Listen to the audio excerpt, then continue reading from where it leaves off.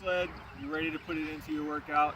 Now you got to figure out exactly how to use it and to apply it to a team setting. So the majority of you guys will be using this in a circuit fashion, right? So we understand that with 10 other groups going, you got to kind of keep your eyes peeled out for everybody else.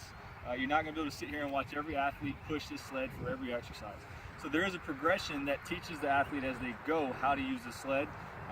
That way that you can turn your back on them and you know that they're going to use this sled exactly how it's supposed to be used. So that's what we're going to cover today, is the progression of the sprint portion of the sled. Okay, so first things first, I go to get in the sled. There's a lever right here in the front. I get in, I press on the sled, put a little bit of force on it. I can pull this lever over to the left. I can drop it down to my drive face. Okay, you'll get, in the beginning they'll play around with this a little bit. They'll try to figure out exactly what works for them. But after a few uses, they'll figure it out. They'll be able to jump right in, adjust it, get in and go. Okay, so first things first, I gotta teach them how to march with the sled. It's a drive phase position. I'm getting them into their lean, but I've got it. It's a slow movement. Okay, working triple extension, working good knee drive, working good posture. My eyes, when I'm in here, I'm looking right here at the front of the sled. I'm not tucking my head. A few key points. It just allows everything to be slow enough for them to kind of recall exactly their setup with the sled and get in the correct position. So we're going to go with this sled march. I'm just going to go about 5 yards, and then we'll take you on to the next exercise. So I'm adjusting it here to my height.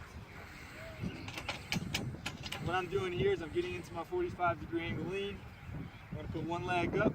And all I'm doing is just driving. I'm getting a big separation. We've already talked about the loaded ankle. Push. All right, so I just finished the sled march. Now I'm going to speed it up a little bit. We're doing power skips. Most of you guys do power skips as a part of your warm-up or even plyometrics. There's a way to apply this to the sled as well. Make sure they're still getting the big hip extension, big knee drive, they're landing with a loaded ankle, and the eyes are on the front of the sled. So get in here. I'm going to load up, put this front foot down on the ground, and I'm going to drive this knee up. I'm trying to push up and forward.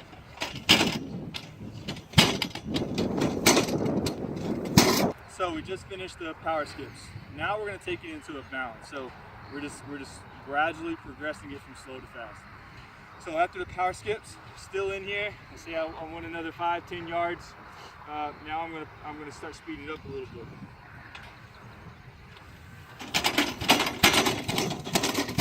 Okay, so finally we've finished the bound and we're going into the sprint. So to start off, I'm going to start with a couple bounds just to get my momentum going, and then I'm going to take you into the sprint.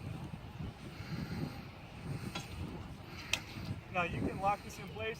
After a certain point, when the athlete gets a little bit better, we'll be able to unlock this and sprint with it.